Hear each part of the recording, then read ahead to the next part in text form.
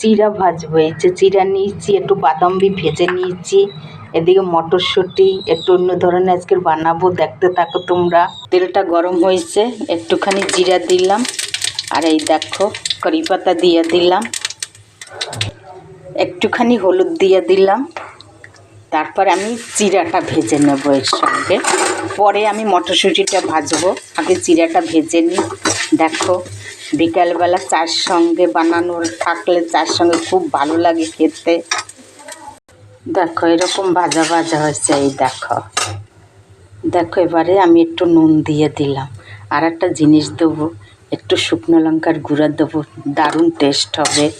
এই দেখো দেখো তেলটা গরম হয়েছে, এবার আমি মটরটা ভেজে নেব। এই দেখো